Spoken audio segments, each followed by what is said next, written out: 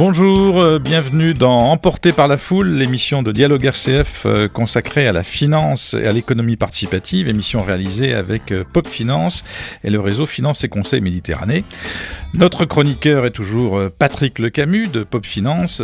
Patrick, on va parler aujourd'hui de l'économie des plateformes de crowdfunding. On rappelle que les plateformes de crowdfunding, c'est ce qui sert à collecter l'argent pour les belles opérations dont nous parlons et qui recherchent de l'argent auprès de la foule. Et là, il faut qu'il y ait une plateforme.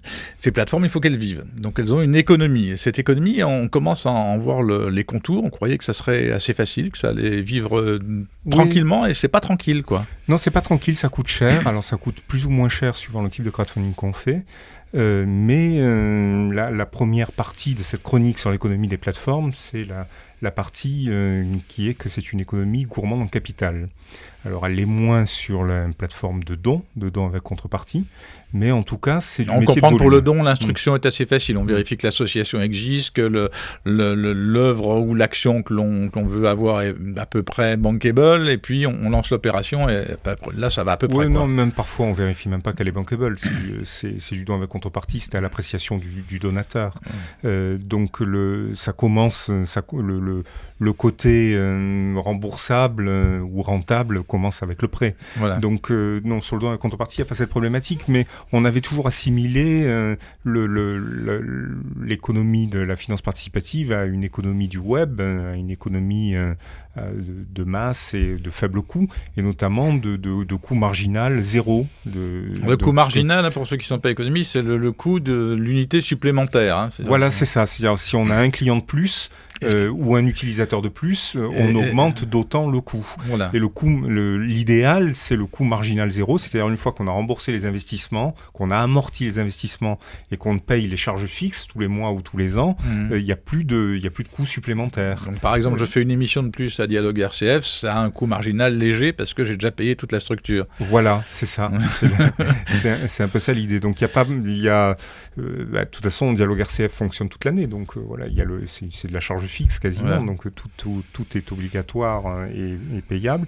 Et donc l'idéal, c'est ça, c'est de tendre vers ça, et c'est ce que l'économie numérique et l'économie d'Internet promettait, et ce que développe quelqu'un comme Jeremy Rifkin avec son idée de troisième révolution industrielle. Il y a notamment ça, c'est des coûts très très faibles à l'unité supplémentaire. Voilà, c'est un peu le cas par exemple, ou des choses comme ça. C'est pas très cher d'avoir un utilisateur de plus à Blablacar, quoi. Ouais, ou Google ou Facebook, quoi. C'est très très faible. C'est pour ça qu'ils ont des masses d'argent.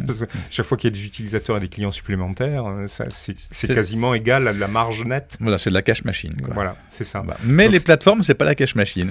Et pas tout à fait. Voilà, donc il y a effectivement un petit coût marginal, un coût supplémentaire chaque fois qu'on a un dossier supplémentaire. Alors c'est effectivement variable suivant les formes. Ça l'est un peu moins sur le don, on l'a dit. Et effectivement, sur des plateformes de prêt comme celle d'Uniland, on voit que le patron, Nicolas Le Sur, a annoncé qu'il faisait une levée de fonds de 2,5 millions pour continuer. Et tout ça pour une raison qui est que, il l'a dit lors des dernières rencontres qu'on avait organisées, les rencontres Euroméditerranéennes crowdfunding, il lui faut, traiter 100 millions de prêts sur sa plateforme. Donc c'est pas 100 millions qu'il a, c'est les prêteurs qui les prêtent aux emprunteurs, mais ça fait 100 millions d'encours qui transitent par sa plateforme. Et moi j'ai fait le calcul, ça correspond pour lui, par an, donc ça correspond pour lui à peu près à 60 millions d'euros de chiffre d'affaires. Et pour l'instant il en est à 20 millions d'encours, donc il est loin d'avoir atteint ce seuil de rentabilité pour sa plateforme. Donc finalement, ce qu'on voit à travers ça, c'est que le crowdfunding qui semblait une économie, comme on dit quand on le présente, du partage, une économie qui se paraissait toute simple, etc., c'est une économie lourde qui demande d'investir, de capitaliser, de construire dans la durée et donc de faire appel à des fonds. Absolument, et donc c'est ce qui arrive à plusieurs plateformes de prêt, des plateformes en capital, de crowdfunding en capital, et c'est le cas là récemment donc d'Uniland, et ça a donné l'occasion de revenir sur ce qu'est cette économie des plateformes, et la semaine prochaine, on verra que non seulement c'est consommateur en capital, mais en même temps c'est un métier à part entière. Qu'on va apprendre. On fait une pause musicale avec Nazir, c'est ça ? Naziré, du reggae brésilien féminin.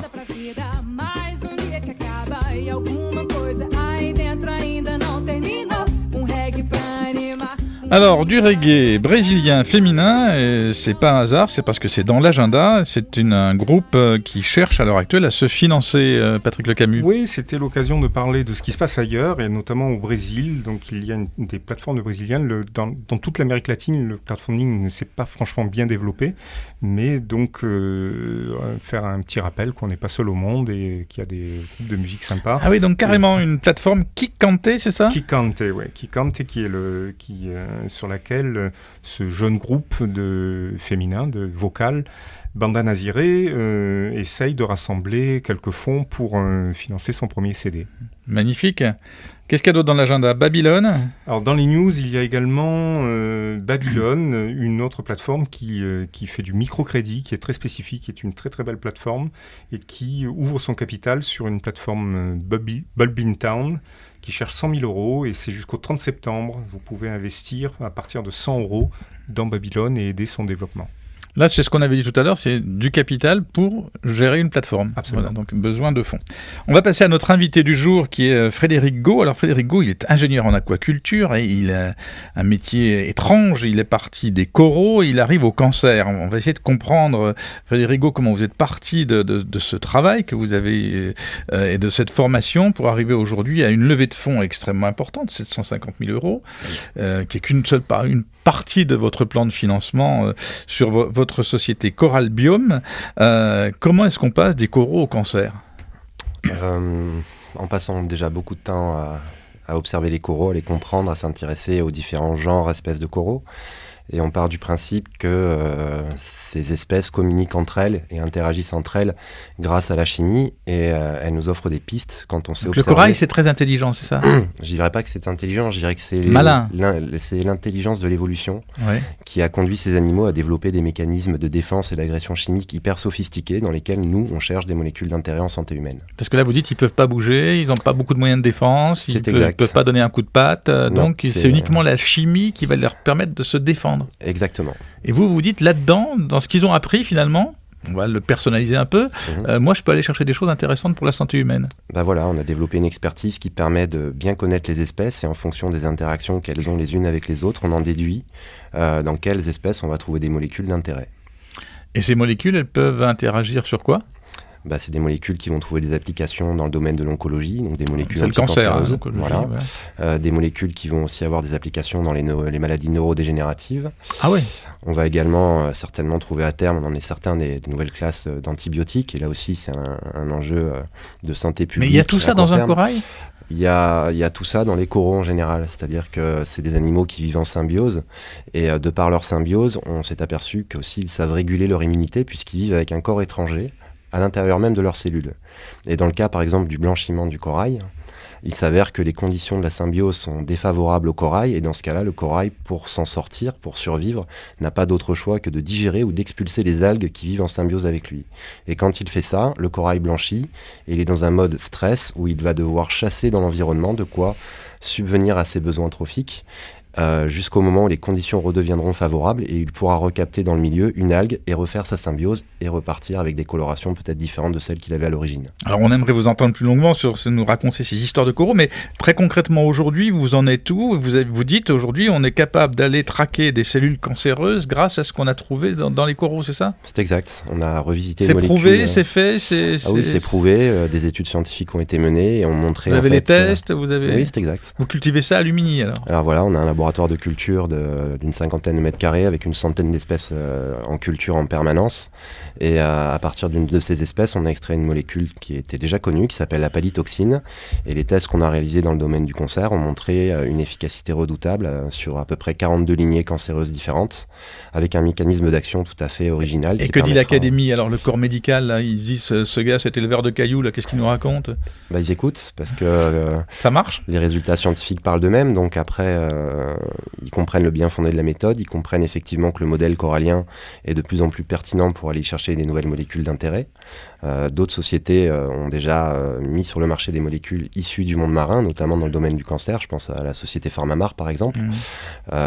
Et nous, on a commencé nos travaux de R&D, on a listé une trentaine de molécules d'intérêt, et la première molécule sur laquelle on a travaillé, la pallitoxine, a donné des résultats tout à fait inattendus et surprenants dans le domaine de la cancérologie. Donc vous levez aujourd'hui du capital, c'est-à-dire que si on met, il faut mettre 2000 €, c'est ces départs de 2000 Voilà, €, tout à fait. qu'il faut mettre sur la plateforme Anexago, on devient actionnaire chez vous. C'est exact. En Voilà, fait, une société qui est actionnaire chez vous, on ne va exactement. pas rentrer dans le détail. Avec un ticket minimum à 2000 €. C'est ça. Voilà, et vous cherchez 750 000 €. C'est exact.